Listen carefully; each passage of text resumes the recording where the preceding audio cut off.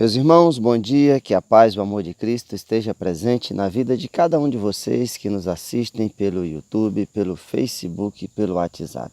Compartilhe a palavra de Deus, seja você também um evangelizador. Seja sal para a terra e luz para esse mundo que vive nas trevas. Meus irmãos, o evangelho de Lucas, de hoje é de Lucas, capítulo 2, versículo do 22 ao 40. O Senhor esteja conosco, Ele está no meio de nós. Proclamação do Evangelho de Jesus Cristo segundo Lucas. Glória a vós, Senhor. Quando se completarem os dias para a purificação da mãe e do filho, conforme a lei de Moisés, Maria e José levaram Jesus a Jerusalém, a fim de apresentá-lo ao Senhor, conforme está escrito na lei do Senhor. Todo primogênito do sexo masculino deve ser consagrado ao Senhor. Foram também oferecer o sacrifício, um par de rolas ou 2 pombinhos, como está ordenado na lei do Senhor. Em Jerusalém havia um homem chamado Simeão, o qual era justo e piedoso, e esperava a consolação do povo de Israel.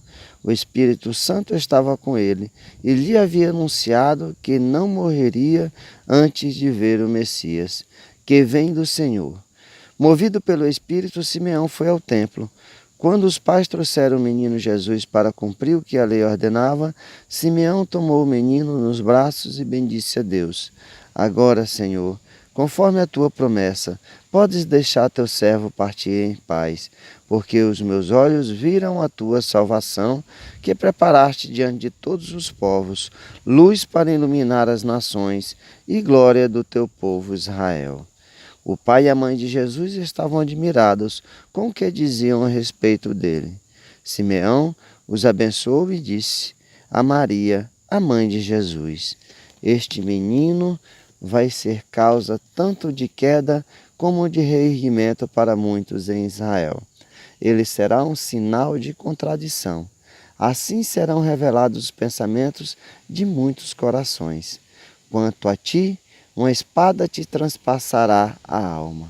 Havia também uma profetisa chamada Ana, filha de Fanuel, da tribo de Azer. Era da idade muito avançada, quando o jovem tinha sido casada e vivera 7 anos com o marido.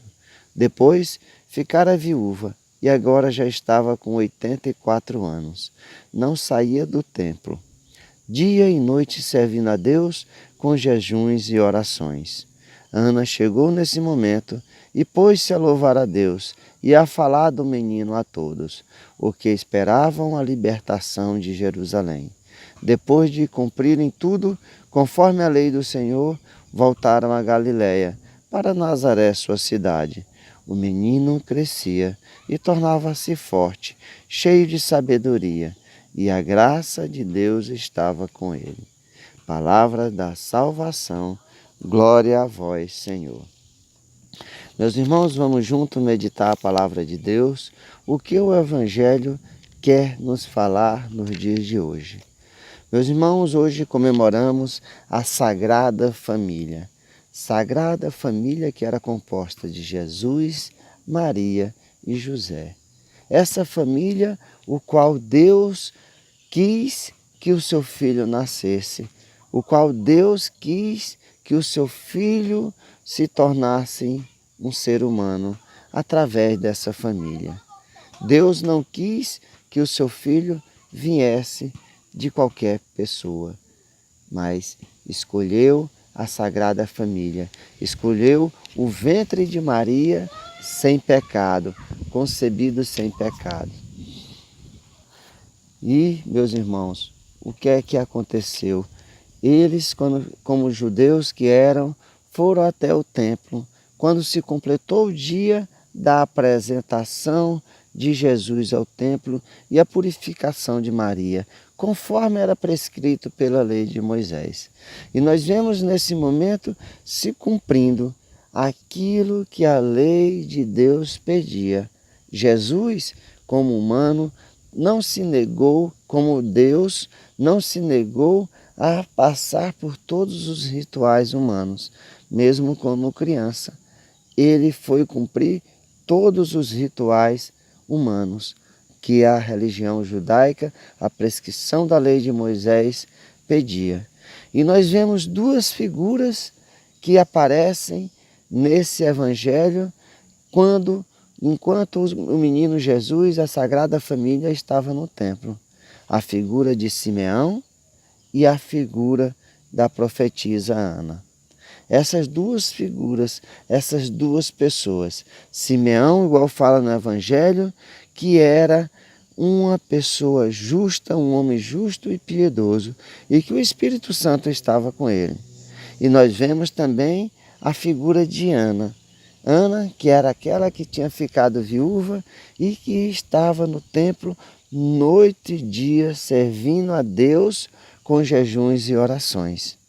Simeão faz a profecia, ele é aquela pessoa que representa o Velho Testamento, mas que faz a profecia do que é Jesus, daquilo que Jesus iria ser.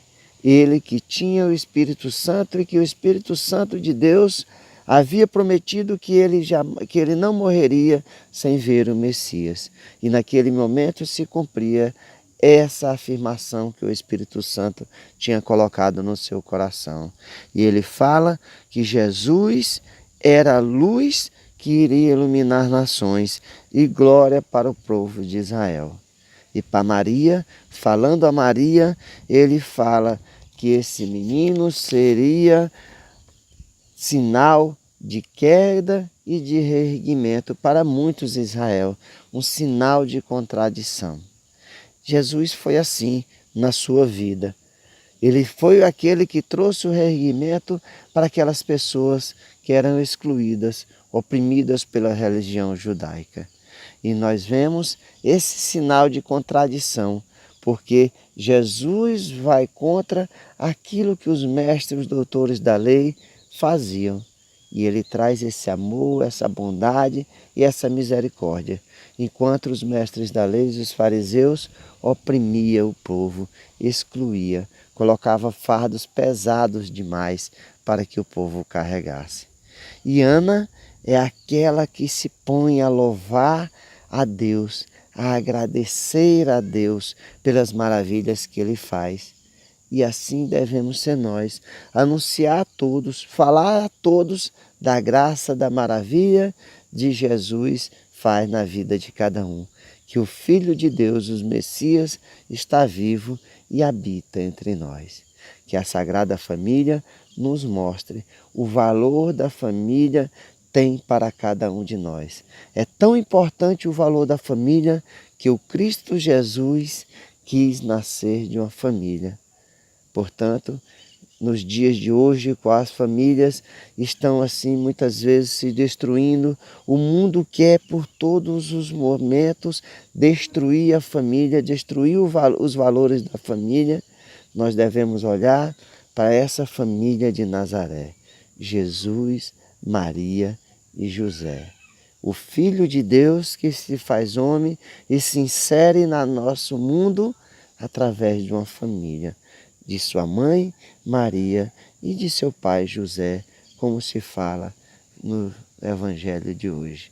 Que nós jamais abandonemos os valores das famílias, porque se o Cristo quis nascer de uma família, não podemos jamais rejeitar o poder da família.